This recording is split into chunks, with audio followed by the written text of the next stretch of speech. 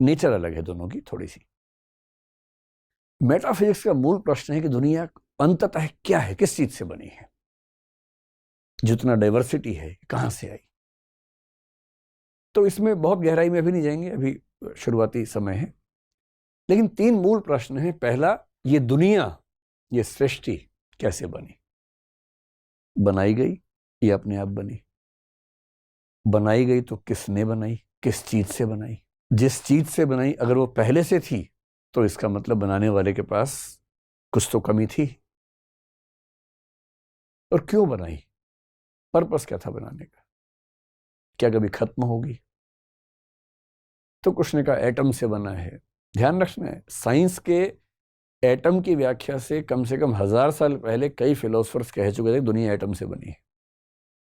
भारत में न्याय दर्शन बहुत पहले कह चुका था। पश्चिम में अगर आपने नाम सुना हो, डेमोक्रिटस, ल्यूसिपस, 2 दार्शनिक हुए साथ साथ थे ग्रुप में, बहुत पहले कह चुके थे दुनिया एटम से बनी है।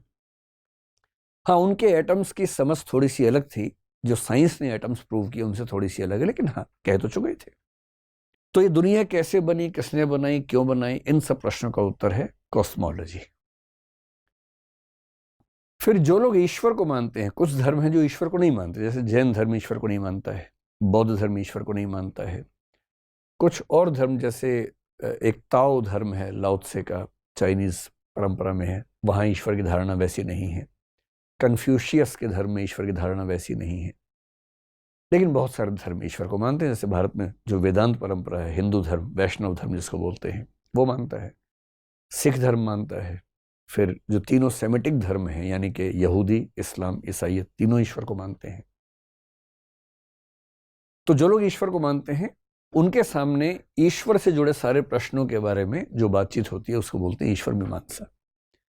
ईश्वर है या नहीं है, तो कितने हैं, फिर उसका स्वरूप क्या है, क्या हम उसकी गुणों से व्याख्या कर सकते हैं या नहीं कर सकते, सगुण है कि निर्गुण है, मतलब पर्सनलिस्टिक है कि इम्पर्सनलिस्टिक है या नेचुरलिस्टिक है। ऐसे बहुत सारे नोशंस हैं ईश्वर के बारे में।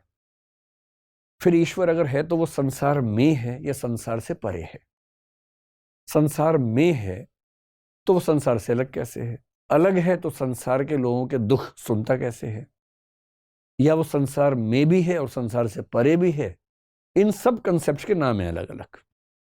जैसे ईश्वर अगर संसार से परे है तो इसको डाइथीज्म कहते हैं, संसार में है अगर वो तो इसको पैंथीज्म कह देते हैं, संसार में भी है अलग भी है तो पेनिथीज्म कह देते हैं। इन सब के अलग अलग नाम है धारणाओं के। पर लोगों ने बहुत फुर्सत से इस पर विचार किया है कि किन प्रश्नों का उत्तर क्या हो सकता है। तो ये सारे सवाल ईश्वर के बारे में। और तीसरा है साइकोलॉजी। साइकोलॉजी है कॉन्शियसनेस के बारे में। देखिए, फिलोसफी का सबसे गहरा सवाल तो ये है कि मैं कौन हूं। एक बॉडी है हम सबके पास, वो तो मर जाती है, खत्म हो जाती है। लेकिन लोग ये नहीं कहते कि मेरा हाथ लंबा है, मेरे शरीर का वजन इतना, लोग बोलते हैं मेरा वजन इतना है। तो ये मैं क्या चीज है? तो कुछ लोग कहते हैं नहीं, शरीर तो आनी जानी चीज है, आत्मा है असली चीज, मैं आत्मा हूं।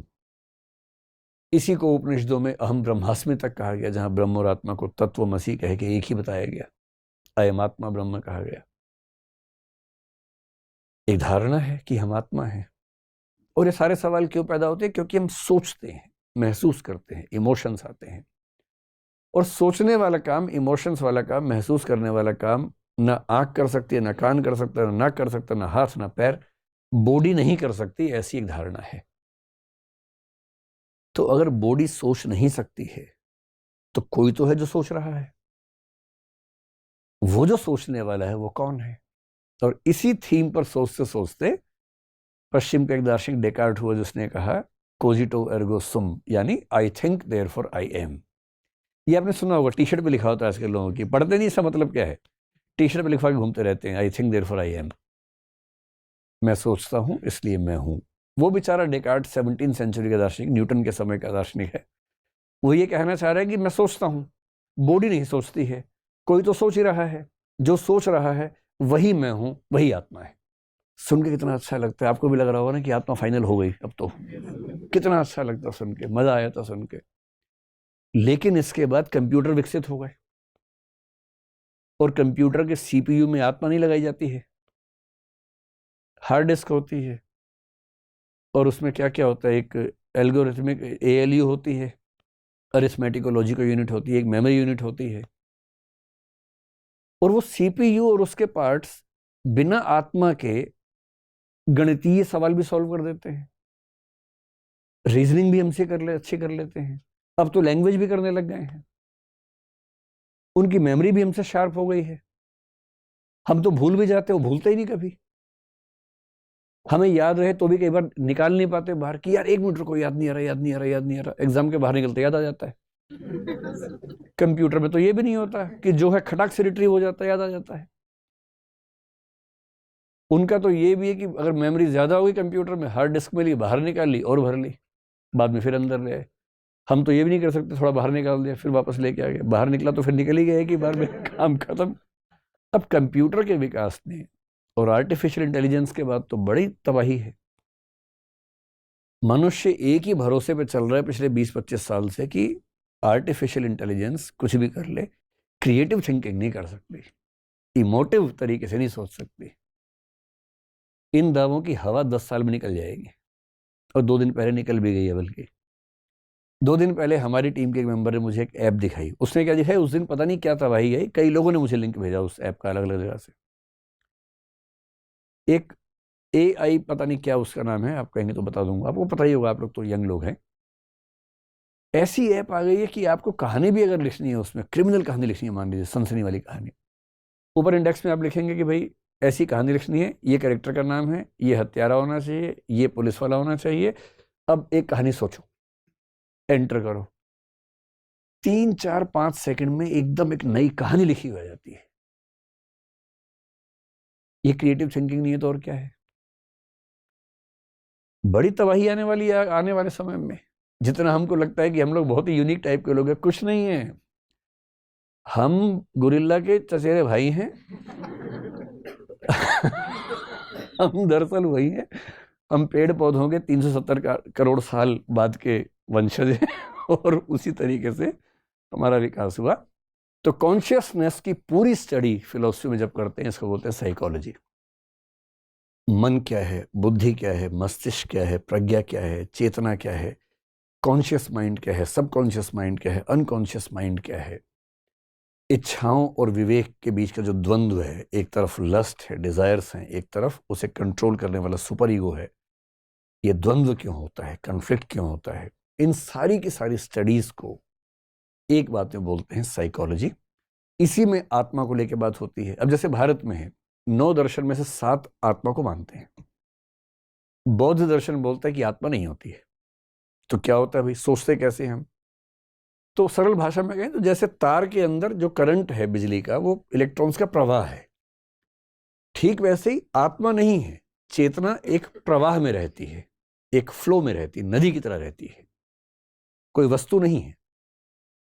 उनका भी काम चल गया। और चारवाक तो अपना अलग ही रहता है एकदम। उससे किसी ने पूछा भाई क्या है आत्मा है, बोले आत्मा क्या होती है, कुछ नहीं होती आत्मा। तो चेतना प्रवाह, बोले ये भी कुछ नहीं होता है। तो सोचता कौन है, बोले शरीर ही सोचता है। शरीर ही ऐसे गुणों से युक्त है कि उसमें चिंतन का गुण विकसित हो जाता है। लोगों ने इतना मजाक बनाया, हम भी खूब मजाक बनाते थे उसका पढ़ाई के दिनों में, लेकिन कंप्यूटर के विकास के बाद लगता है कि ये सही ना साबित हो जाए। अगर भौतिक वस्तुओं से बना हुआ कंप्यूटर सोच पा रहा है, तो भौतिक शरीर क्यों नहीं सोच सकता? कम से कम सोचने का एक तरीका तो है।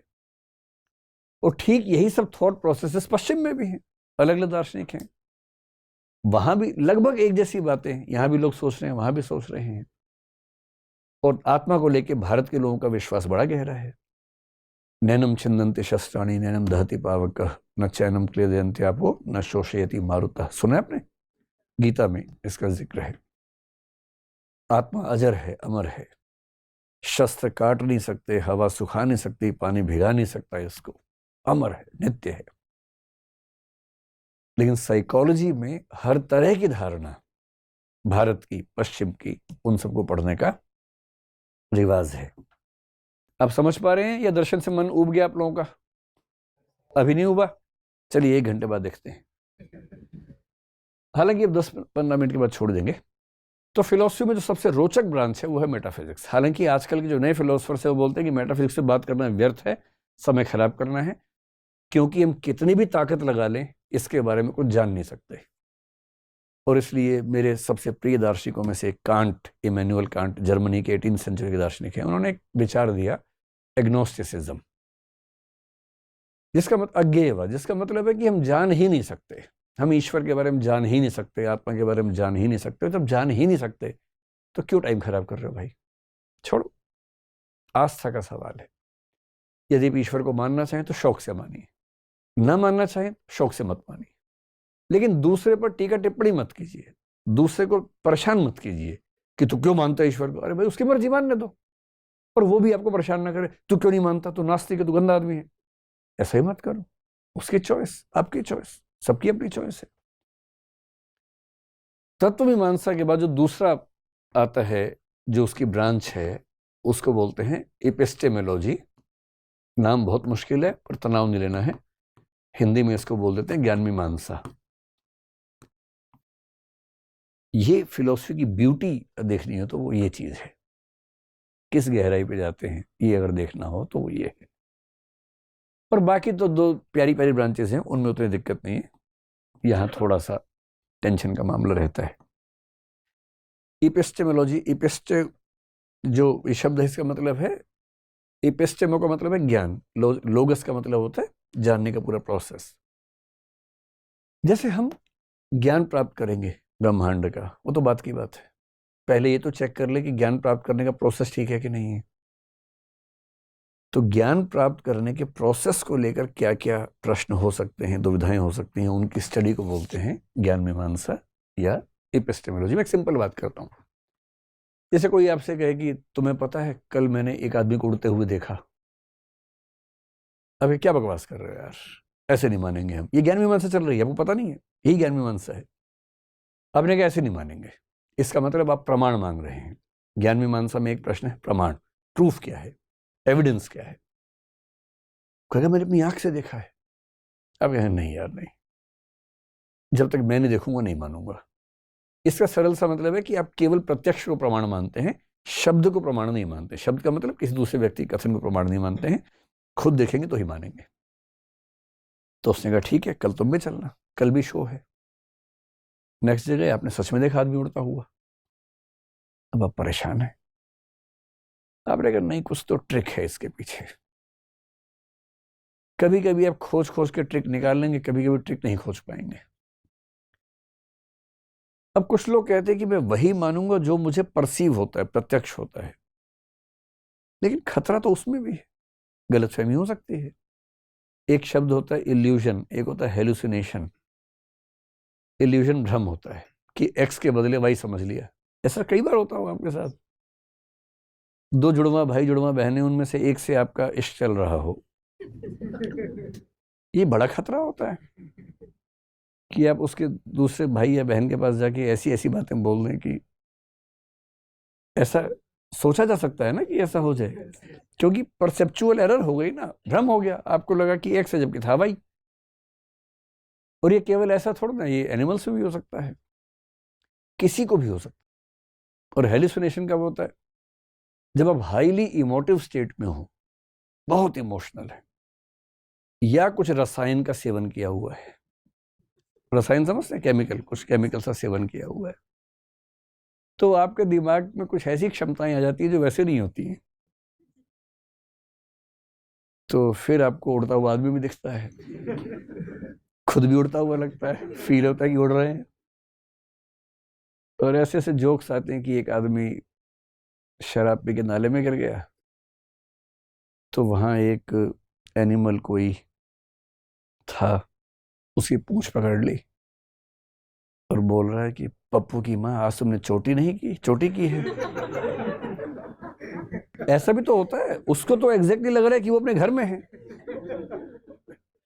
लेकिन वो है तो दूसरे के घर में, कीचड़ में है, जिनका घर वो है वहां वो है। तो अगर हम मान लें कि प्रत्यक्ष को ही प्रमाण मानेंगे, प्रत्यक्ष में भी तो धोखा हो सकता है। और एक बहुत इंटरेस्टिंग तरीके से बात को देखिए, जैसे मान लीजिए जैसे मेरे हाथ में काला पेन है कि नहीं है? जादू नहीं हो रहा है, फिलोसफी क्लास है ना? हाँ तो है, है। अब ये कैसे पता लगा आपको? जैसे मान लेते हैं कि ये है ब्लैक पेन, बीपी से ब्लैक पेन ही समझना है, ठीक है? तो बल्ब का प्रकाश यहां से रिफ्लेक्ट होके आपकी आंख में गया, यही तरीका है ना? तो इसको हम मान लेते हैं कि ये आंख है। आंख जैसी लग रही है आपको? ठीक है, आंख में चला गया। आंख को एक इनपुट मिला, आंख ने वो इनपुट आगे जाके माइंड को दिया, मस्तिष्क को दिया, जो दिमाग है, ब्रेन है, उसको भेजा। यही तरीका होता है। मस्तिष्क के पास क्या है कि बहुत सारी कैटेगरीज बनी हुई हैं, कलर्स की बनी हुई हैं, चीजों की बनी हुई हैं, और उसने अलग अलग कैटेगरी पे अप्लाई करके निकाला कि ये पेन है और ये ब्लैक है, और इनको जोड़ के बोला कि this is a black pen. आपको बता दिया। ये सब इतना फास्ट हुआ कि आपको पता नहीं चला कि ऐसे ऐसे हुआ है। जैसे पंखा चलते हुए लगता है कि है ही नहीं पंख, लेकिन पंख तो है ही, है ना? तो प्रोसेस जब बहुत फास्ट हो तो प्रोसेस नजर नहीं आता हमें, लेकिन प्रोसेस तो है ही उसके पीछे। तो जैसे ही मैंने आपको पेन दिखाया, आपके अंदर ये सब कुछ हुआ। इनपुट आया, इनपुट दिमाग के पास गया, दिमाग ने उसका कंक्लूजन निकाला, और आपने उसके बाद कहा काला पेन है। ऐसे ही हुआ। बहुत इंटरेस्टिंग बात है कि इसमें 3 जगह खतरा हो सकता है। पहला, हो सकता है कि ये प्रकाश की किरण एग्जैक्टली वो इंफॉर्मेशन लेके ना गई हो जो बाहर थी। आपको केवल बताना है कि ऐसा, मैं ये नहीं कह रहा कि ऐसा होता है, मैं कहना चाह रहा हूं कि ऐसा हो सकता है। आपको ये बताना है कि ऐसा हो सकता है या नहीं हो सकता है। हो सकता है कि प्रकाश की किरण ने उसमें अपनी तरफ से कुछ जोड़ दिया हो या घटा दिया हो, डिस्टॉर्शन कर दिया हो सकता है। फिर यह भी हो सकता है कि आंख ने जो इनपुट लिया और जो आउटपुट भेजा, उसमें आंख ने कुछ चेंज कर दिया हो। हमारी सेंसेस एग्जैक्टली वही आगे भेजेंगी जो उनको मिला था। कैसे मान लें? वरना भ्रम क्यों होते, वरना इल्यूशंस क्यों होते? तीसरा ये भी हो सकता है कि माइंड जो है, माइंड के पास जो कैटेगरीज पहले से बनी हुई है, उन कैटेगरीज में कुछ लोचा हो, कुछ गड़बड़ हो, वहां कोई एरर हो जाए निष्कर्ष निकालने में। इसीलिए एक छोटी सी गाय देख के कई बार लगता है कि बहुत मोटा कुत्ता आ रहा है, बहुत मोटा कुत्ता देख के दूर से लगता है छोटी सी गाय आ रही है, भैंस आ रही है। ऐसा कुछ हो सकता है, ऐसा होता ही है हमारे साथ। कोई मोटा सा गधा हो, मान लीजिए, दूर से आ रहा हो, तो आप तो बर्तन ले लेंगे हाथ में कि गाय है तो दूध लेके आऊंगा। ऐसा हो सकता है, क्योंकि भ्रम इसीलिए तो होता है ना कि या तो यहां गड़बड़ हुई, या यहां हुई, या यहां हुई। अगर इस बात को मान ले तो इसका मतलब यह हुआ कि आप जो कुछ भी देखते हैं उसमें कोई गारंटी नहीं है कि वो सही ही हो। तो फिर कैसे मान लें कि आपने जो ज्ञान प्राप्त किया वो सही है? और फिलोसफी तो इस लेवल पर जाके बात करता है, साइंस उस लेवल पर बात नहीं करता। साइंस का एक सिस्टम बना हुआ है, फिलोसफी उस सिस्टम के भी पीछे चला जाता है। यह साइंस पूरा इस बात पे टिका है कि दुनिया में कार्य कारण नियम काम करता है, कॉजेशन प्रिंसिपल काम करता है। हर कार्य का एक कारण होता है। ये प्रिंसिपल साइंस के लिए एक्सियोम है। एक्सियोम का मतलब एक मूलभूत निष्कर्ष है जिस पे कोई सवाल नहीं खड़ा किया जा सकता। फिलोसफी इस पे भी सवाल खड़ा करता है कि कैसे मान लें कि कार्य कारण नियम एग्जिस्ट करता ही करता है। और इस पर तो कुछ लोगों ने इतने, मतलब भारत में न्याय दर्शन ने इस पर खूब काम किया, कई दर्शनों ने काम किया, बौद्ध ने बहुत काम किया, पश्चिम में ह्यूम नाम के दार्शनिक ने सवाल खड़ा कर दिया इस पे। उसने कहा हर कार्य के पीछे कारण होता है, ये सिर्फ एक इंडक्टिव आर्गुमेंट है जिसकी लेजिटिमेसी इतनी ही है जैसे आपने 100 कबूतर देखे काले से, आपने कहा कबूतर काला होता है। जिस दिन एक सफेद देखेगा सब बर्बाद हो जाएगा। इतनी ही लेजिटिमेसी है कारणता नियम के भी।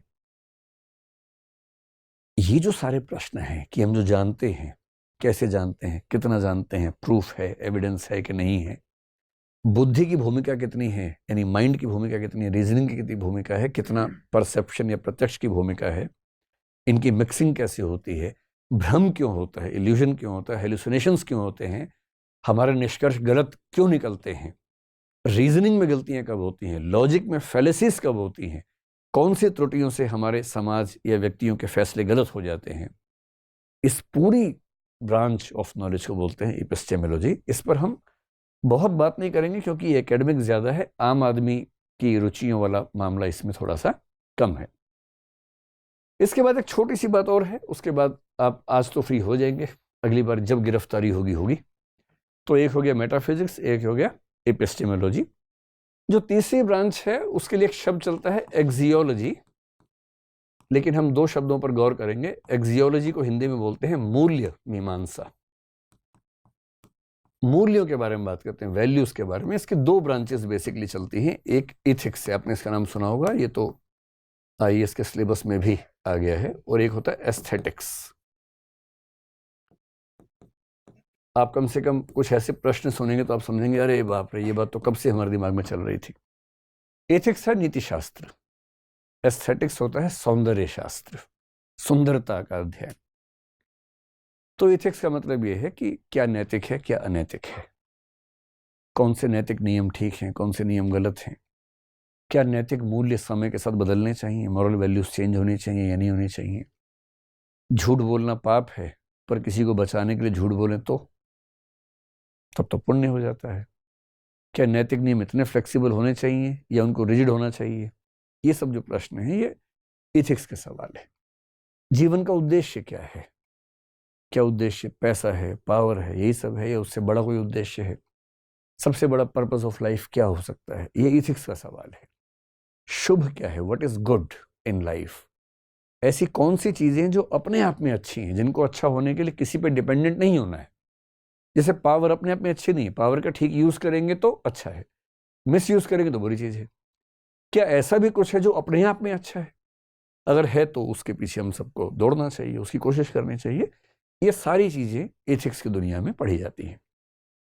एस्थेटिक्स में एक सबसे गहरा सवाल आपने सुना ही होगा, आप सुनते होंगे कि सुंदरता तो देखने वाले की आंख में होती है ना।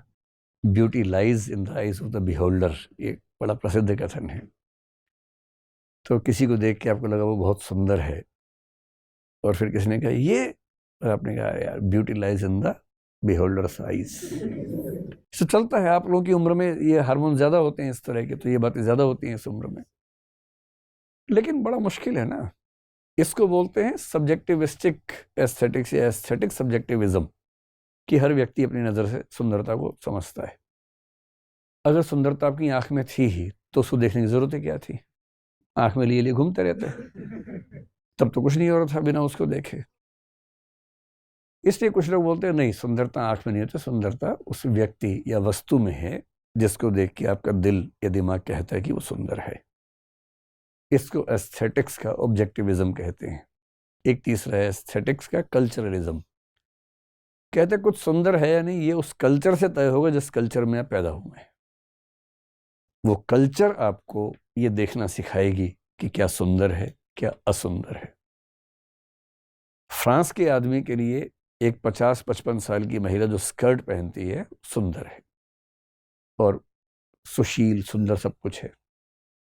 भारत के इंसान के लिए शायद वो साड़ी हो जाएगी, क्योंकि हमने अपने कल्चर में साड़ी को एक अच्छी ड्रेस के रूप में देखा है। नॉर्थ ईस्ट के देशों, ये जो मिडिल ईस्ट के देश हैं, उनके लिए शायद कोई हिजाब या बुर्के वाली जो महिला होगी वो सुंदर मानी जाएगी। तो सुंदरता ना वस्तु में है, ना देखने वाले की आंख में है। देखने वाले की आंख में है भी तो देखने वाले की आंख भी अपनी आंख छोड़ना होती है, कल्चर ने बनाई है उसकी आंख भी। तो हमारी आंख, हमारा सबसे बड़ी गलतफहमी हमें यह है कि हमारी आंख हमारी आंख है। हमारा नजरिया नहीं होता है।